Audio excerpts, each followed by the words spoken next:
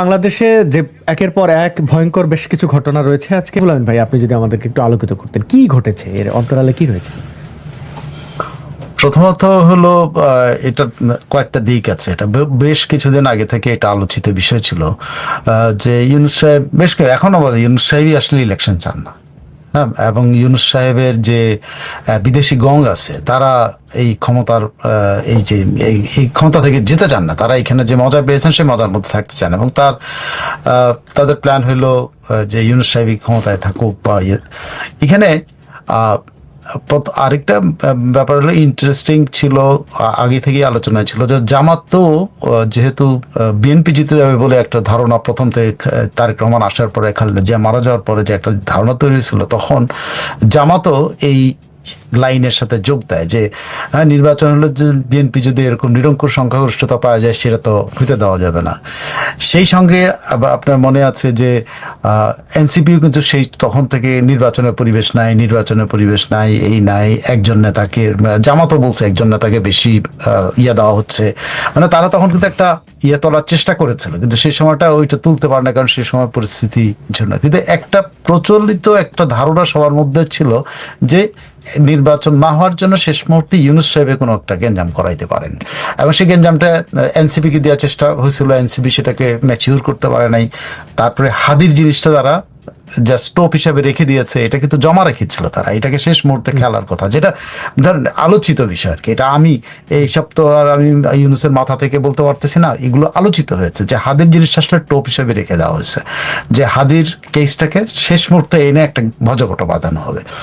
এবং দেখেন তখন থেকে এখন পর্যন্ত আসার পর যখন আর 5-7 দিন বাকি বা নির্বাচনের, ঠিকই হাদির কেসটা কিন্তু সামনে নিয়ে আসছে। এবং হাদির কেসটা কি নিয়ে আসলো সামনে, এমন একটা কেস আনা হইলো যে জাতিসংঘের কাছে মাধ্যমে তদন্ত করাতে হবে, জাতিসংঘের মাধ্যমে তদন্ত করাতে হবে। এই তদন্ত করাতে হলে বাংলাদেশ সরকার আবেদন জানাতে হবে। বাংলাদেশ সরকার আবেদন জানানোর পরে জাতিসংঘ ইহা নিয়ে বসবেন, ওই যে ওএসসিআর যেটা ওসিএইচআর যেটা, তারা বসবে। হ্যাঁ, ওরা বসে তারপরে এটা ঠিক করবে। It is a long term thing.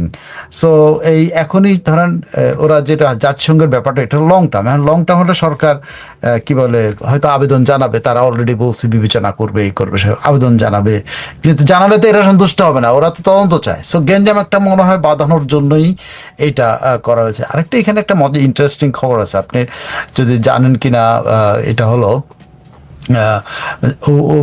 কি বলে এই যে ফলকার টুর্ক কিন্তু একটা স্টেটমেন্ট করেছে। সে স্টেটমেন্ট বাংলাদেশি প্রসঙ্গে না, সে স্টেটমেন্ট তার অর্গানাইজেশন নিয়ে। এই অর্গানাইজেশনের যে বাজেট, সেই বাজেটের 2025-26-এর জন্য যে বাজেট, সেই বাজেটে তারা বলতেছে হ্যান্ডস মানে এটা করে, ও শব্দটা কি বলছে, মানে তারা খুব কঠিন অবস্থায় আছে, মানে একেবারে ড্রাই হয়ে গেছে তাদের ফান্ড।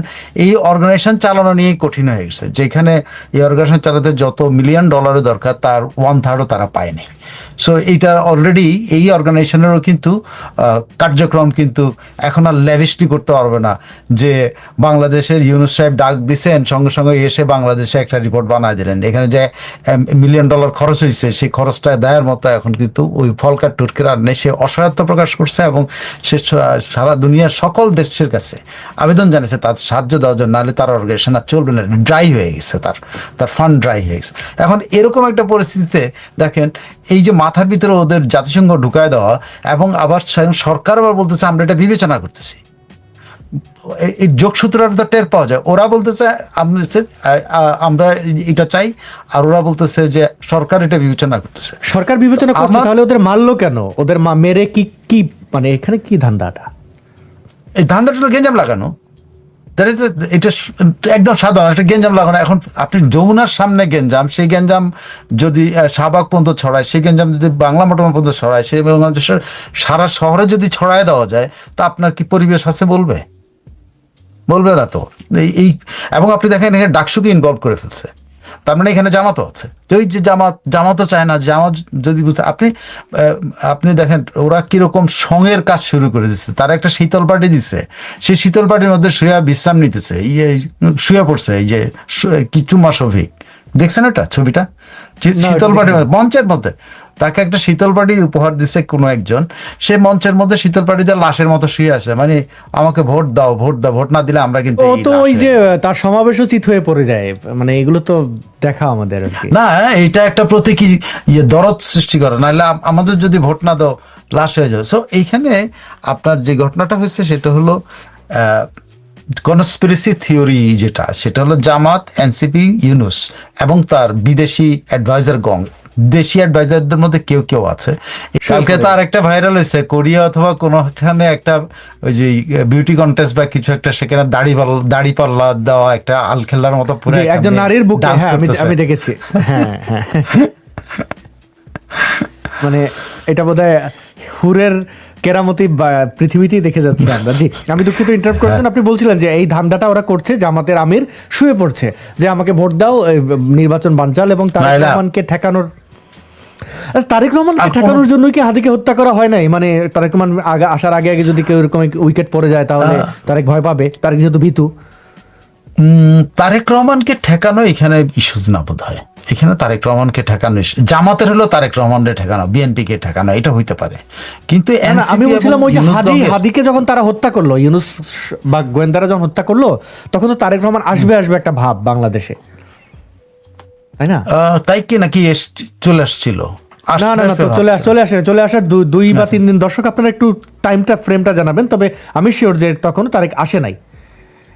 আচ্ছা, এইটা মানে যোগসূত্রটা কোথায়? এবং আপনি বলছিলেন যে এই যে এনসিপির সদস্যরা, আমি শুনেছি যেটা সোশ্যাল মিডিয়াতে যেটা প্রচারিত হয়েছে, সে সাদিক কায়েমেরই কি বলে ওই যে দেহরক্ষী আছে, তার কত 8-10 জন আছে, তাদেরই একজন, এবং সে মেয়ে সমর্থক যারা আছে সেই ইয়েটা সামাল দেয়। এখানে সে নারী পুলিশদের সাথে ছিল, নারী পুলিশদেরকে সে মানে সাদিক কায়েমের কাছে আসতে দেয় নাই, এটা হইলো মানে অনেকে ইয়ে করে, বা এই মহিলা পুলিশগুলো ছিল হলো ওখানেও নারী কর্মীদের হ্যান্ডেল করার জন্য যদি কোনো সমস্যা হয়, তার উপরে সে হামলা করছে। এটা কেউ অনেকেই বলছেন পাগল, কিন্তু আমি মোটেও একে পাগল মনে করি না। আমি মনে করি যে সে টার্গেট হিট করার উপযুক্ত এবং সক্ষম একজন ব্যক্তি। সো সে অন্য কিছু, সাদিক আহমেদ দেহরক্ষী হলেও হতে পারে, আবার অন্য কিছু হলে তখন কি আমি জানি না। আর ওইটা তো আরেকটা যেটা দেখছেন সেটাকেও আমার কাছে মনে হয়েছে, ওইটাকে বরং আমার মনে হচ্ছে যেটা লিটল বিট মাথায় ছিট আছে।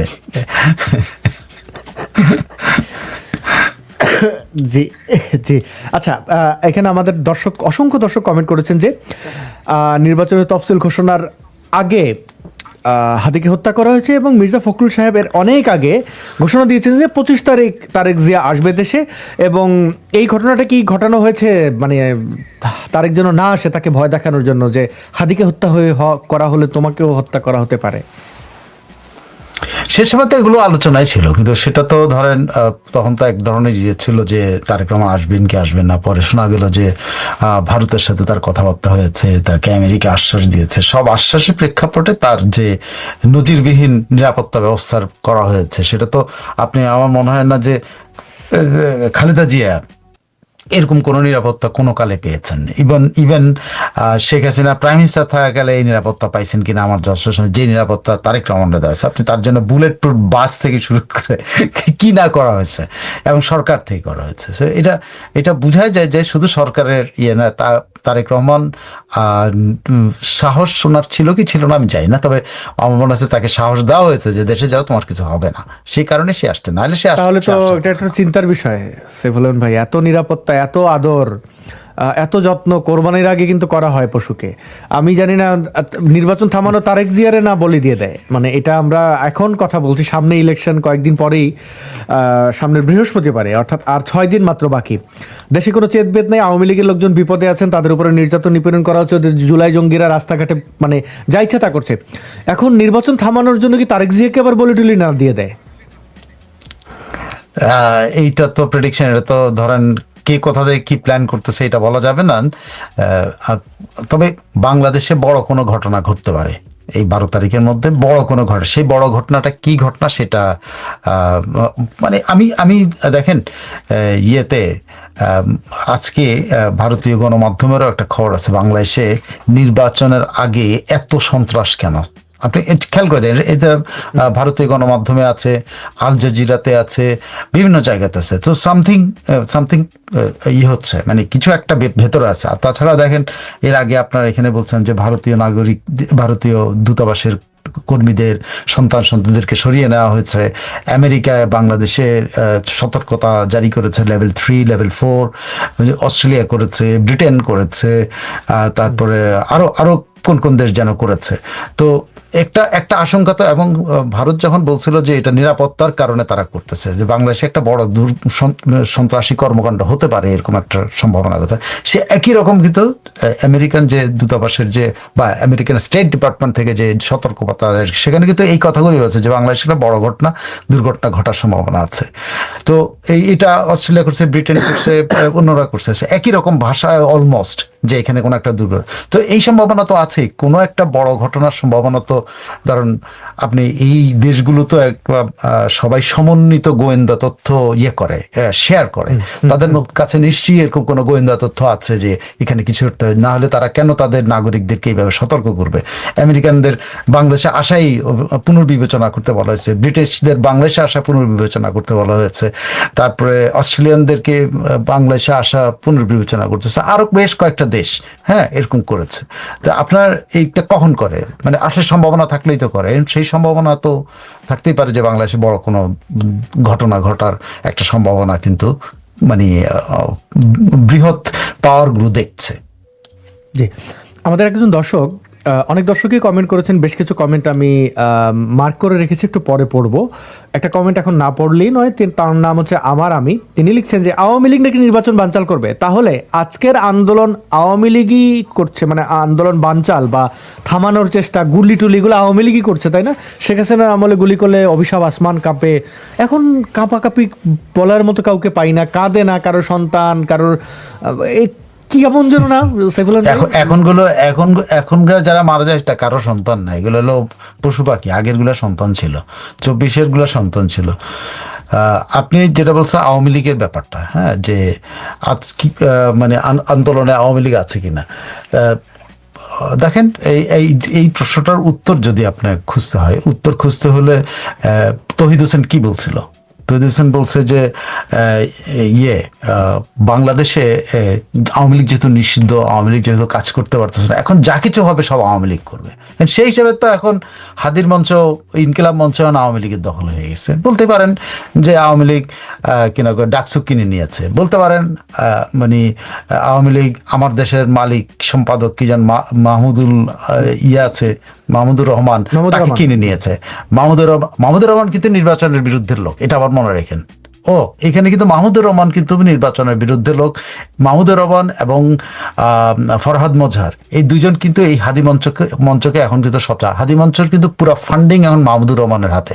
মাহমুদুর রহমান এইটার প্রধান পৃষ্ঠপোষক। সো এরা কিন্তু আছে। এখন এরা যদি আওয়ামী লীগে জয়েন করে থাকে তাহলে অবশ্যই আওয়ামী লীগ করতেছে।